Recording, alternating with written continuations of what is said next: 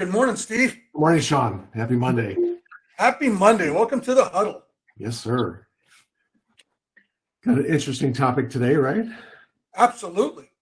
Talking about, hopefully, I was thinking about when we were talking on Friday, I thought maybe the real title for this is, how do you break out of a struggle? I mean, one of the things I've learned about all high achievers that I've ever been around is at some point in their career, they have found themselves struggling, right? To get to the next level or looking for their breakthrough. And because they're persistent and they have an entrepreneurial spirit, they just keep pushing through until they get their breakthrough. But I think what we talked about on Friday was talking about some key characteristics of what that looks like, and then how everyone has a natural ceiling of achievement. And what do high achievers do to break through? Because I'm sure that in the last couple of years, we've all struggled with different aspects of this pandemic, its effect on our personal lives, its effect on the business. Yeah. Right. And how the market's been, to say the least. Yeah. Yeah. The market. I love the way you frame it. In the end, other people are doing it. We don't have to reinvent the wheel. What are people doing that allows them to break through that natural ceiling, as you call it, and get to the next level? Yeah. Well, you and I, like I said, we've talked about this many a times. And I mean, folks, Sean and I talk a lot offline, in terms of how we see the market and shifts. And last week, a big brokerage in town sent out a directive that kind of panicked everybody, like the market is shifting. And, it got me to thinking, and this is where Sean and I absolutely align. And that is that both of us have experienced, I've been doing this for I'm in my 33rd year, I think. I don't know. I don't hate to say that, but it's true. And I've seen some agents have their best years ever in a down market. Mm-hmm. And I've seen agents have their best years ever in a pandemic. Right. So what the truth is it's about what's your mindset? What is your mindset about what you're confronting? And that's what I hope we talk about today is, what's a healthy mindset, really, regardless of what's going on around you, but understand that regardless of the market, I have seen agents have their best years ever in what people would consider the worst year in real estate, which was 2007, 2008, right in there. And we know we all seen how, like you said, you went to an award on Friday night Saturday, excuse me. And I was bragging on my wife, and she wasn't even here to hear it. Yeah. So let's talk about that, right? Let's talk about the struggle and mindset. Hey, there's a lot of things we can do, and you and I talk about, and we share a lot here. But the thing that you had said that really struck me was a big change in getting through. We go backwards. That ceiling exists because there's a ceiling to our own natural God-given talents. That's correct. You're born with certain talents. You can maximize them, but that's as far as you're going to take those. The breakthrough in the ceiling, you said, was becoming purposeful. Purposeful, yeah. It's, I think all of us, regardless of what it is we do, Michael Jordan had a ceiling, people won't believe it, in basketball. Tiger Woods has a ceiling in golf. Right. So all of us have a natural, we're born, and some people are, we meet them, and I know I met them when I got into, let's talk about real estate, right? I get into real estate, and I'll meet people, and I go, man, she's just got whatever it is. She definitely has it. I wish I had that, or that guy's got the gift for gab, or that we talked in the past about that natural health engendering quality, right? When you're around people, it's make you feel good. I wish I had that. Regardless of how you're born, you're going to just continue up within that core competency. Those natural born abilities only take you so far. And so then you at some point will start to see people exceeding what you're doing, or they're performing in a way that you'd like to perform beyond what it is you've ever done. And you've got to realize, and until you realize that there are breakthroughs, it's a mindset. It's the way you think about things.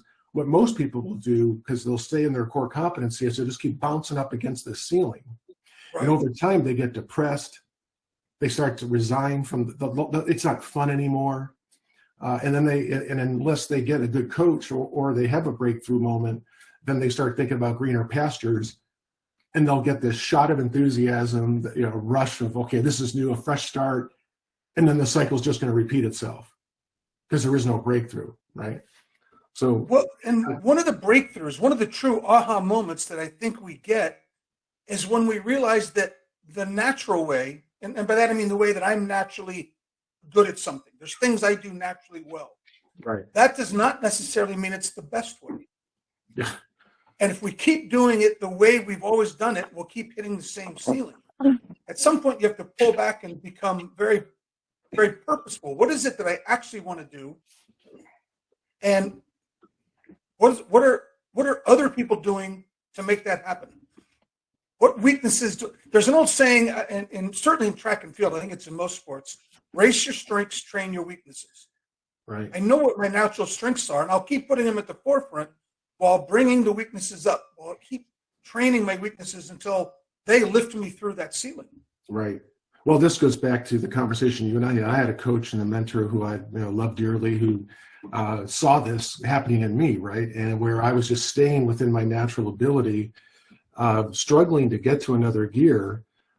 This person said to me, he goes, the challenge you have, Steve, is you focus on what you're doing well, and that is your topic of conversation every time we meet. If you could just focus on those things that you struggle with, not that they become great, not that you ever master them in the sense that this becomes your number one competency, but you're capable. If you can do that, meaning make your weaknesses a strength, and you'll become self-actualized. And it was at that moment, I was like, oh my God. It reminded me of a conversation that I just thought of as we started this call today. A dear friend of mine, a good agent back in Michigan, is a guy named John DeMora. He's a top real estate agent for the office where I started my career. And I can remember just him role modeling success and me feeling so inadequate. And he gave me 3 lessons that have always stuck with me. He said, because I said to him, if you could attribute your success to one thing, what would it be? Because I can't attribute it to one, it's probably 3. Because number one, you have to be comfortable making a fool of yourself. Like anything I've ever learned, to get good, I had to start out poorly. You have to be comfortable with that, right? So in other words, what he was saying is anyone who masters anything starts out doing it horribly, right? That's the process, And then he said, when you ask for business, don't be attached to the outcome. Be committed to asking. I thought, wow. In other words, don't be, whatever the answer is going to be. If people say yes, you'll do business with them. If they say no, they won't. But you have to be able to ask for the business and not be emotionally attached to the outcome. And the third thing he said that I think has stuck with me all these years, and I try to do the best I can, he says, you have to learn to state the obvious in emotionally powerful ways. Most of us know the stats, but we always repeat them in such a boring way that it's uninteresting. If I wanted to hear boring, I would read about it. If you're in front of me, you have to be able to get me excited, to instill a passion in me for learning. But if all you're going to do is vomit rhetoric or speak, then that's boring. And until you learn how to state the obvious with passion and emotion, you'll never get to that next gear. So those were, I thought about that right now on this call. Those are 3 lessons that man gave me. And so you can see right there, right, Sean, like here he is at some point, he's moving through with his, like if you think of the ceiling over his head, he's just bouncing along being who he is. And he had to break through. He had to break through and saw those 3 things. Well, it's funny. I'm writing them down because I know you're going to say them, and I'm always trying to break through my ceiling. And as soon as you had said them, I'd write them down, and it came out in my hand differently. It came out with these have become truths that we use, right? Yeah. You have to be comfortable being uncomfortable. It's always effort over outcome. Yes. You don't control the outcome. Just make the effort. Do the thing. Have the power. And the last one. Always, always, always benefit over feature. You have to present things emotionally powerfully. I love that wording. And it has to be that the person listening understands how they benefit. Reciting stats doesn't do that. Telling them how you're number one doesn't do that. Or look what I did there. I did it again. You should hire me is a flat, emotionless piece of marketing that the majority of us do without thinking. It's what we're putting out there all the time. Right. Why do I care? Ask yourself all the time, why do they care? And that will give you new directions to pursue and break through that ceiling. Amen.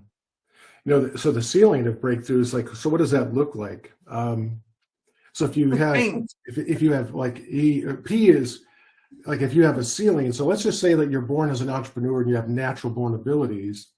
So everything comes easy, right? Anyone who has a natural born ability, that comes naturally to them. It's easy for them.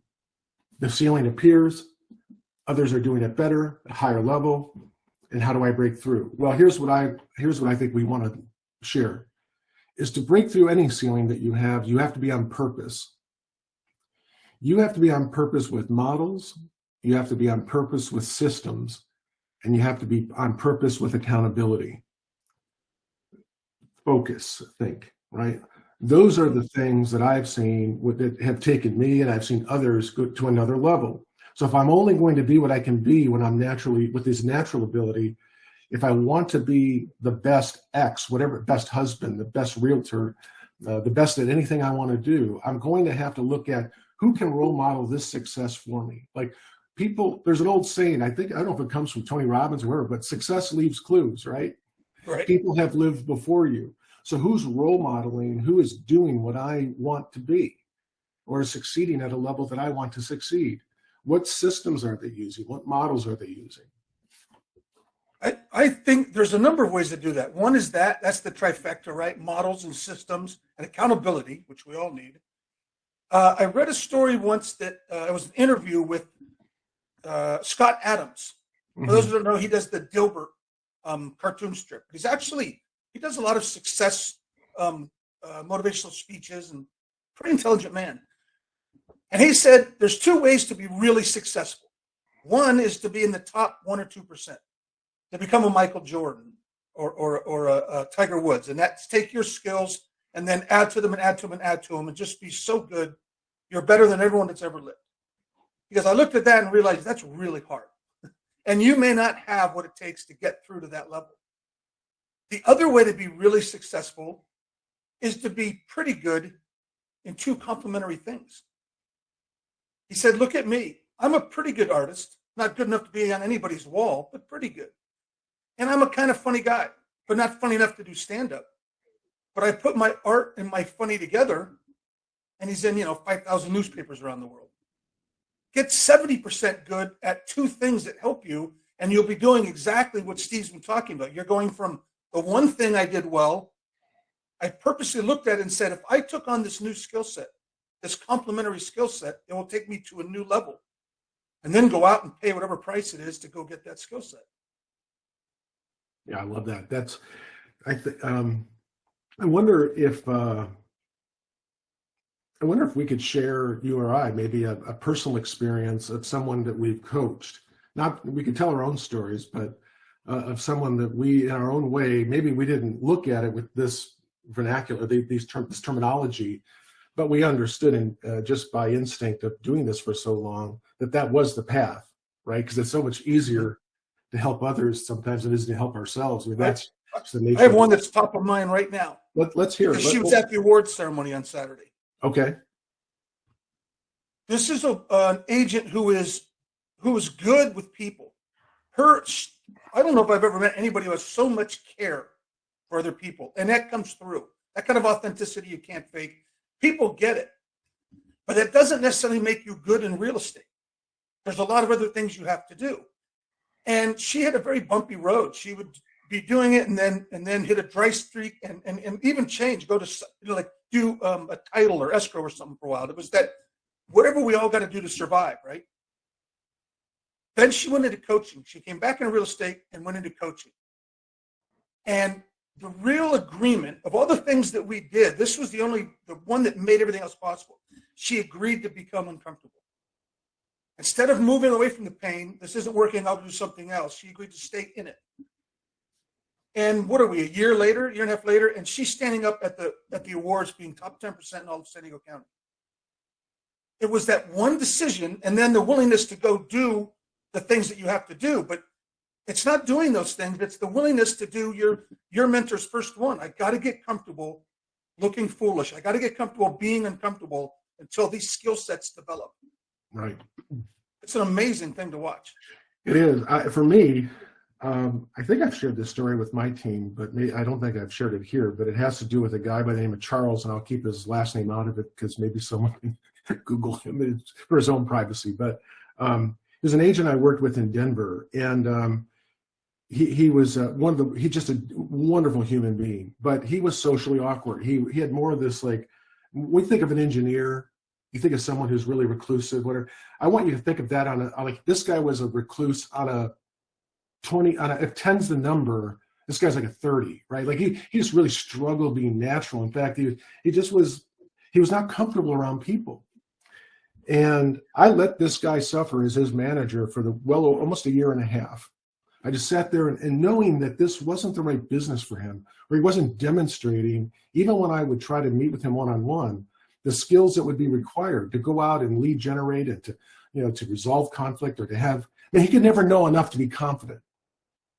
That was his challenge, right? Because he had to be right about things. And I've learned that that's just a form of procrastination, but people say, hey, I've got to get it right before I do anything. Well, that's just your procrastinating. But anyway, fast forward a year and a half later, I finally say to myself, I've got to help this guy figure out what it is that he should be doing, because this isn't it. And to me, it felt like watching an animal suffer. I wouldn't want to see an animal suffer. I would do everything I could to put it out. If I saw an animal on the side of the road, for example, right? I couldn't just sit there and just ignore that. So I finally took action. I said, Charles, tell me about, like, what's your passion? If you could do anything in the world, what would it be? And he started talking to me about his love for nature, his love of being outdoors, and specifically, like, he had this love for marine life, like marine biology. And this is a guy, if I'm not mistaken, he's like from Illinois. So, like, where did this come from? Like, you're kind of Illinois is not a landlocked state. It's on Lake Michigan. But anyway, I don't know. I've always been, and we'd go on these trips to Hawaii with my family, and we'd go snorkeling, and I was just enamored when he was a kid, I should say, excuse me.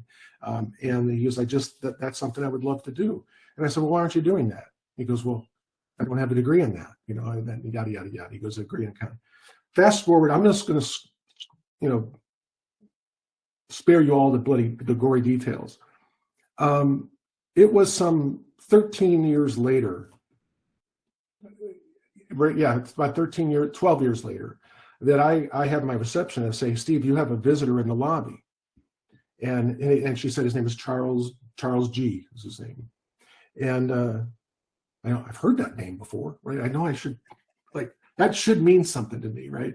And so I go out and I meet him, and as soon as I see his face, I go, oh, and comes into my office and he goes, I'm in town visiting family. I want you to know that after that meeting, when I left real estate, I applied for a position in accounting with they're no longer around, but it was called Marine Land but they were like a smaller version of SeaWorld.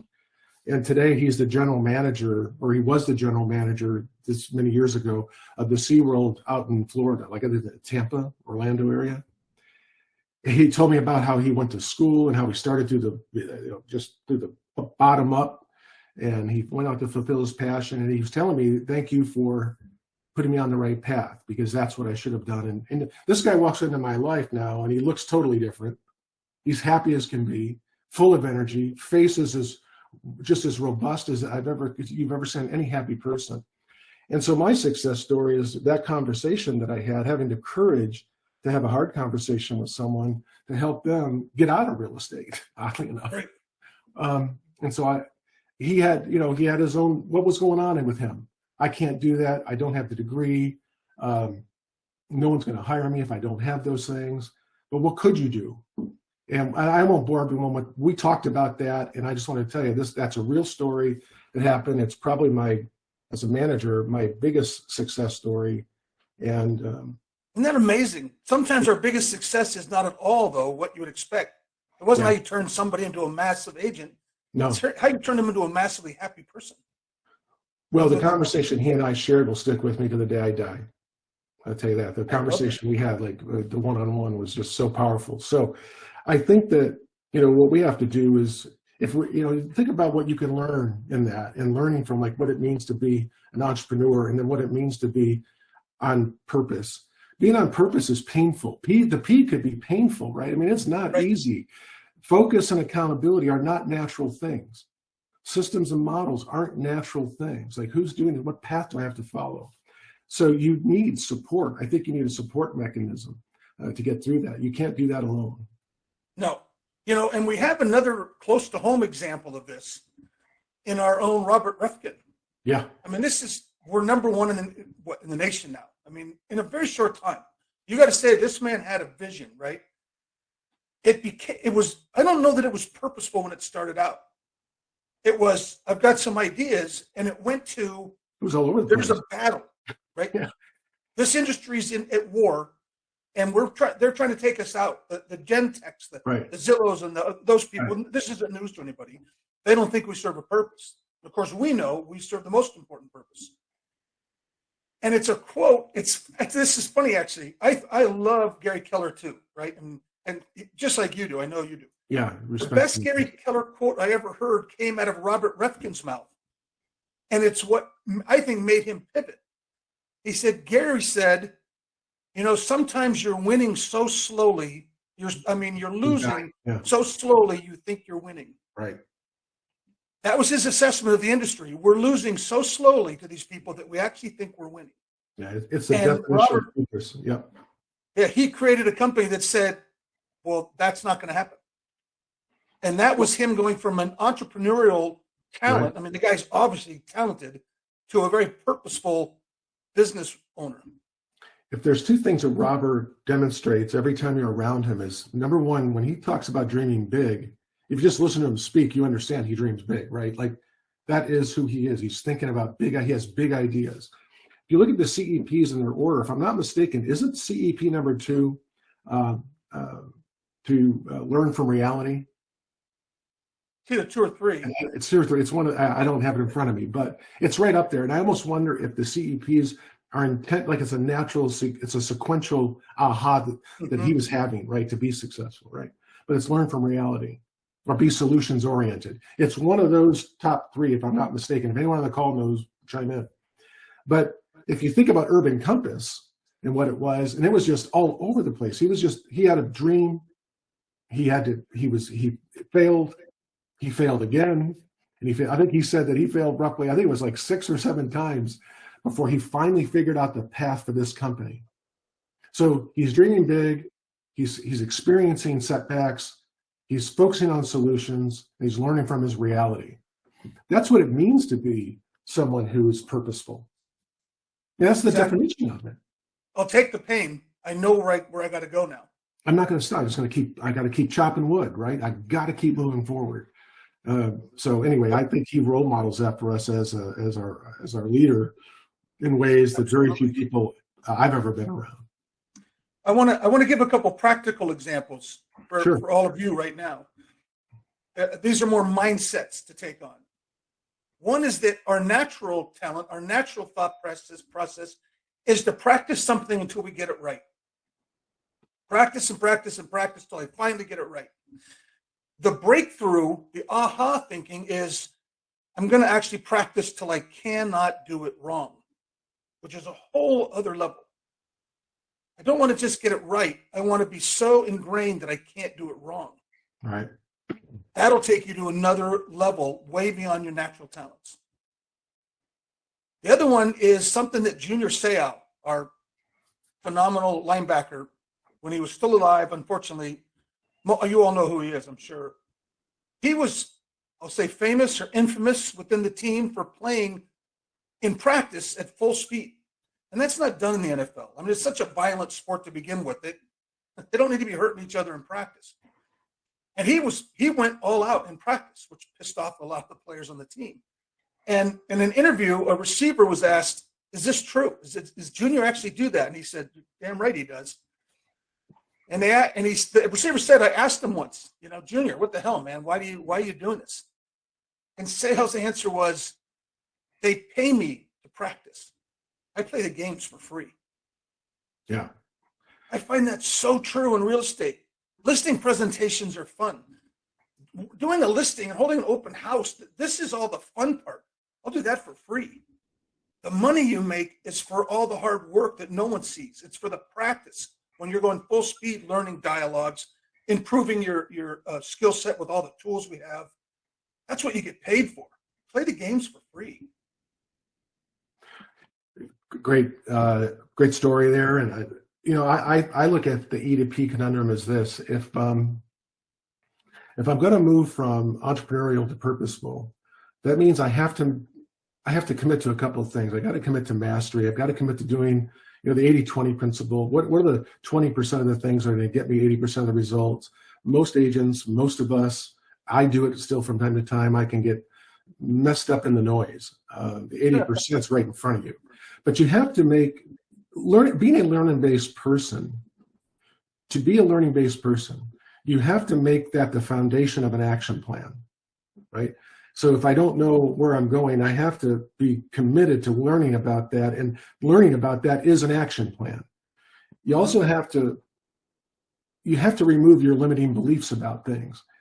We have them on every, if I asked anyone right now, what's a limiting belief you have about the current market? What's an unlimited belief you have about the market? Those answers will come easy. But I've learned that most people spend their time in the limiting beliefs because the natural condition of the human mind is to protect itself from pain and fear. I mean, that's how we survive as a species, right? So the limiting beliefs are stronger. Our connection to those, the danger, the fear, that's a stronger connection that we have versus that, I could go up to that ledge, I might fall off, but if I go up to that ledge and I jump, I could have an experience in my life that could be what I'm supposed to be. So you have to remove limiting beliefs. And then I think lastly is that you have to be someone who's accountable. And accountable, I don't mean that someone's keeping score of you. Accountable is a commitment you make to yourself and your goals to say, I can count on me. I can count on me. So right? I don't need other people telling me. It's great to, and by the way, I believe you do. But I just want to it starts with, I can count on me. Be accountable to you first. Yeah, I think being accountable, but I agree with you, it's a step further. There is no one alive who does not need an accountability partner. I agree. If you want to go outside of your limits, you need someone who is not, as you just said, they're not telling you what to do. They're asking you, did you do what you said you would? Right. We like we said before, we'll tell ourselves all kinds of justifications and stories. But most of us have a very hard time. If I looked at Steve and I hadn't done something I told him I was going to do, it would be really hard for me. I would have to tell him the truth. I'm not going to lie to Steve. I might sit there the day before and not do the thing and give myself 18 excuses on why I'm not. But when I'm talking to Steve, it becomes all real. And I have to say, you know what? They're all excuses. I just didn't do it. That will give you, most people do not have an accountability partner or a coach because they know how well it works. Because it's painful when you fall down, which we all do, and then you have to admit that to somebody else. But that's the very juice that takes you where you want to go, through that ceiling. That's the purposeful decision.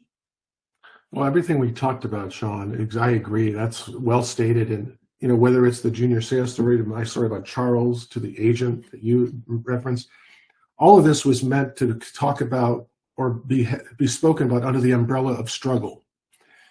And so if you're struggling with anything, I hope you're able to take some clues from today as to what you can do, whether it's in real estate, whether it's something your own learning, your own teachings for self-development. You could take some clues from today's conversation. Remember, that's how this was all meant. Charles was struggling, and I finally had the courage to stop the struggle, and but who actually fixed that? Charles did. Charles took the action. He went on a path that was different. I'm not going to just keep doing what I know. That's not getting me anywhere. I need to get on purpose with things. And so that's, sometimes these stories I was thinking, should I have shared that one? But that's what I learned from that story or that experience was that here's a man that with just a little nudge found his own path. And who would have thought, right? I would have never, I'll be honest, in closing, this is the danger of being a support for someone else. When Charles, I remember the day Charles went off and decided to disassociate from my brokerage. Not only did I think I'd never see him again, I really never thought he would I never thought the man that showed up in my office, I think it was, like I said, 11, 12 years later, would be that guy. So even though I'm telling you, I'm having this conversation, I'm like, listen, I don't know how this is going to go. Your own limiting beliefs. My own limiting beliefs. And that's the segue, just a teaser for next week. And then I promise we'll change direction. I feel like we're focusing on negative, but we're going to take this one final step down the rabbit hole. Yeah. The accountability and responsibility versus a scarcity mindset or a victim mindset. And there's a lot of different ways that shows up. And in most things in life, it's just recognizing it dispels it. So we're going to go into that next week a little bit. What does it look like? So you can see it and say, wait, I'm doing that. Yeah. And then it's pretty easy to eliminate it. Yeah. Well, I think, I don't mind having conversations that maybe people might perceive as being somewhat negative, because that's life. I have these struggles, just like everybody else. You people on this call, if you're being honest, you've had those struggles. To ignore a major part of what it means to be who you're meant to be is to embrace the struggle, right? To put your arms around and say, this is my path and I've got to find my solutions, and it's not going to be easy and life isn't a better. Like I in closing, I can't tell you how many seminars I've gone to, Sean, where I've seen the speaker speak about all the things I should be doing and I'm doing none of them. And I feel that big, because I know I should, but I'm not. And so once you learn to embrace that struggle, that's when you can become authentic and be real with yourself.